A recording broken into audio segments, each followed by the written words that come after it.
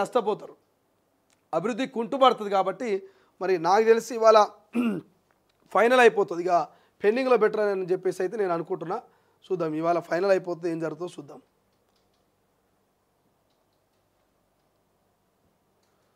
అసెంబ్లీకి రానంటే ఫామ్ హౌస్కు నేను వస్తా, మా మంత్రులను తెస్తా, మాకు అసెంబ్లీ పెట్టి నీళ్ళపై చర్చిద్దాం.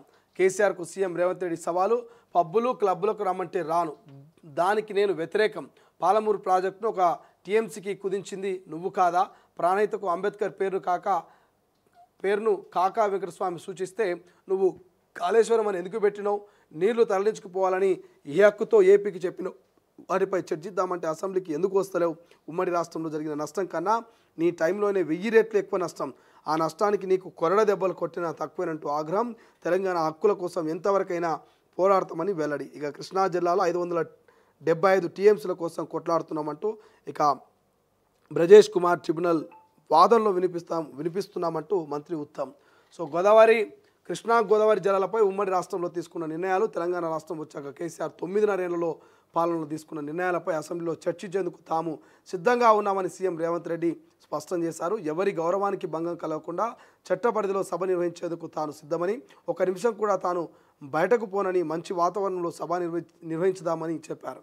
అవసరమైతే ఎక్స్పర్ట్స్ను సభకు తీసుకొచ్చి చర్చిద్దామన్నారు. కేసీఆర్ ఏదో ఒక తేదీ చెప్పి స్పీకర్కు లేఖ రాస్తే సభ నిర్వహించేందుకు సిద్ధం లేదు. కేసీఆర్ ఆరోగ్యం బాగలేదంటే ఎర్రవల్లి ఫామ్ హౌస్లోనే చర్చ పెడదాం, మా మంత్రుల బృందాన్ని పంపిస్తా, ఫామ్ హౌస్లోనే మాక్ అసెంబ్లీ నిర్వహిద్దాం, కూడదు సీఎం కూడా రావాలంటే అక్కడికి నేను వస్తా, మాకు ఎలాంటి భేషజాలాలు లేవు అని తెలిపారు. ఇక కాళేశ్వరం ప్రాజెక్టుతో పాటు ఏపీ కృష్ణా నీళ్ల దోపిడీపై బుధవారం ప్రజాభవన్లో ఇరిగేషన్ మంత్రి Uttam Kumar Reddy power point presentation ఇచ్చారు.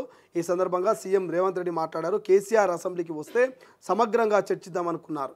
నీళ్లతో పాటు ఏ విషయంలోనైనా తెలంగాణ హక్కులను అన్యాయం జరుగుతుందంటే దేవుడే ఎదురొచ్చి నిలబడతారని వెనక్కి తగ్గబోమని తేల్చి చెప్పారు. ఇక తెలంగాణ హక్కులు కాపాడేందుకు ఎంత వరకైనా వెళ్తామంటూ ఆయన స్పష్టం చేశారు. సో నిన్న ముఖ్యమంత్రి అయితే ప్రజాభవన్లో ఏదైతే పవర్ పాయింట్ ప్రజెంటేషన్ ఉందో అందులో భాగంగా వీళ్ళు మొన్న బీఆర్ఎస్ పార్టీ నాయకులు కేటీఆర్ గారు ఏడికి మన ప్రెస్ క్లబ్కి పోయి ఒక ప్రత్యేక కుర్చేసి ముఖ్యమంత్రిని ఆహ్వానించారు.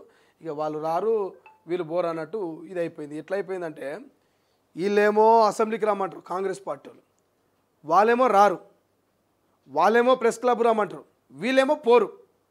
ఇదంతా కూడా ఒక డ్రామా, తెలంగాణ ప్రజలకు తెలుసు. ఇదంతా కూడా ఒక డ్రామా, పోయేది లేదు, వాళ్ళు మాట్లాడేది లేదు, వీళ్ళు వచ్చేది లేదు, వీళ్ళు మాట్లాడలేదు, అంతా కూడా డ్రామా. కాబట్టి ఈ డ్రామాలను తెలంగాణ ప్రజలు గమనిస్తున్నారు. సో ఈ డ్రామాలకు ఎప్పుడు బుద్ధి చెప్పాలని అప్పుడు బుద్ధి చెప్తారు. బట్ ఏదేమైనా నిన్న ముఖ్యమంత్రి మళ్ళొక సవాల్ విసిరిండు. మీ ఆరోగ్యం బాగాలేకపోతే మేమే ఫామ్ హౌస్కి వస్తాం, అక్కడ మాక్ అసెంబ్లీ పెడతాం, అక్కడనే డిస్కషన్ చేద్దాం, ఏ అంశం మీదైనా. 10 ఏళ్ళ తెలంగాణ వచ్చిన తర్వాత మీ పరిపాలనే ఉమ్మడి ఆంధ్రప్రదేశ్ కంటే మీ పరిపాలనలోనే చాలా నష్టపోయింది, చాలా నాశనమైందని చెప్పేసి నిన్న ముఖ్యమంత్రి గట్టిగానే ఇచ్చిన వ్యాఖ్యలు. కొరడాలతో కొట్టిన తప్పులేదంటారు. నాకు తెలిసి నిజంగానే చీము నెత్తురు పౌరుషమున్న ఏ నాయకుడైనా సవాలు స్వీకరించి ఖచ్చితంగా వస్తే అసెంబ్లీకైనా వస్తారు, లేకపోతే సరే ఫామ్ హౌస్లోనైనా మరి మేము సిద్ధంగా ఉంటాం, ఇక్కడికి వచ్చి మీరు మాక్ అసెంబ్లీ పెట్టండి సవాల్కు ప్రతి సవాలు విసిరాలే. బట్ బీఆర్ఎస్ నుంచి అయితే అటువంటి సవాలు రాలే. కొరడాతో కొడతాన్నా కూడా మరి సవాలు వస్తలేదు. కాబట్టి నాకు తెలిసి రేవంత్ రెడ్డి సవాల్ను మరి పెద్దగా పట్టించుకునేటట్టు పరిస్థితిలో బీఆర్ఎస్ లేనట్టుగా అనిపిస్తున్నది.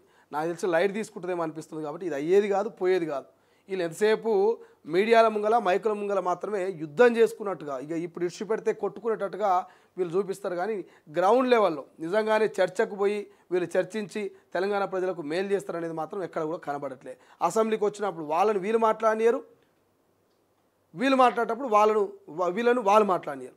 ఇక ఇదే పంచాయతీ. గత అసెంబ్లీలో చూడలే మనం, గత అసెంబ్లీ సమావేశాలు ఎట్లుండే పంచాయతీలన్నీ కూడా ఒకరి మీద ఒకరు విమర్శలు, కానీ అసలైన సబ్జెక్టును పక్కన పెట్టించే ప్రయత్నం చేస్తాం.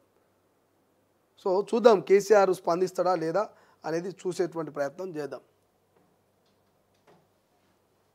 ఇక దిశలో చూస్తే దిశలో ఇంకా హైలైట్గా ఏం కనబడుతున్నది. ఇక హెచ్సిఏ అధ్యక్షుడు జగన్మోహన్ అరెస్ట్ అంటూ గత ఐపీఎల్లో టికెట్ల కోసం సన్ రైజ్